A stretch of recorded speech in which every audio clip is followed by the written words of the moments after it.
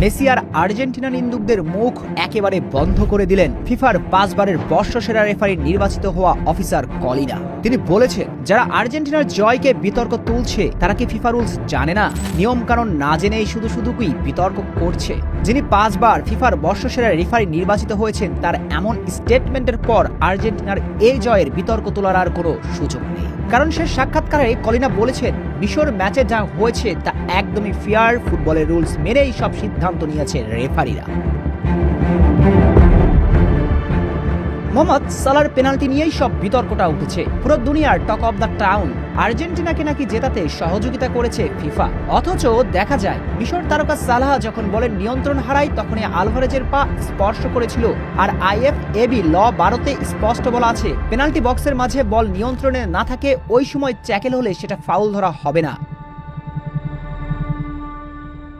এই সহজ নিয়মটা কেন বুঝতে চাচ্ছেন না আর্জেন্টিনার নিন্দুকরা? তাই তো এবার স্ট্রাইকে ফিফার রেফারি প্রধান অফিসার কলিনা তিনি স্পষ্ট করে বলেছেন, রেফারি যা করেছে তা সম্পূর্ণ সঠিক।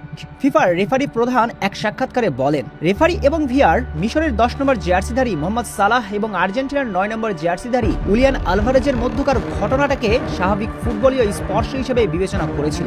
সালার পায়ে বল থাকা অবস্থায় কোনোভাবেই আলভারেজের পা স্পর্শ করেনি, বলের নিয়ন্ত্রণ হারায় সালাহ, তাই নিয়ম অনুযায়ী এটা ফাউল নয়। আর ফিফার রেফারি প্রধানের এমন স্টেটমেন্টের পর আর্জেন্টিনার এই জয় নিয়ে বিতর্ক তোলার আর কোনো সুযোগ আছে কি?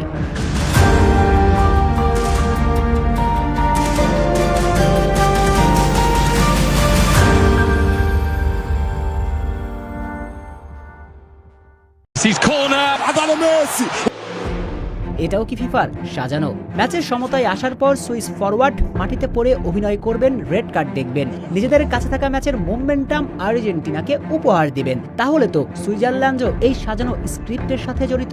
শুধু সুইসরা কেন, ক্রিস্টিয়ানো রোনালদোর পর্তুগালেরও তো এই সাজানো স্ক্রিপ্টের অংশ হবারই কথা।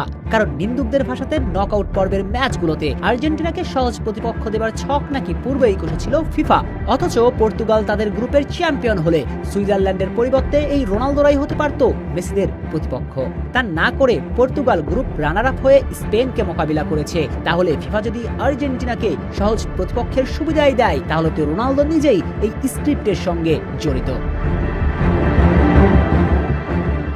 আর্জেন্টিনা বিরোধীদের যুক্তি তো তাই বলে, কার্যত অর্থে এগুলো কোনো যুক্তিই নয়, বরং নকআউট স্টেজের ম্যাচগুলোতে নামে ভারে পিছিয়ে থাকা যতগুলো দলের বিপক্ষে খেলেছে আকাশ নীলরা, তাদের প্রায় প্রতিটি লো ব্লক টিম, তাদের বিপক্ষে খেলতে গিয়ে আর্জেন্টিনা এখন পর্যন্ত তাদের স্বাভাবিক ফুটবল খেলতেই পারেনি।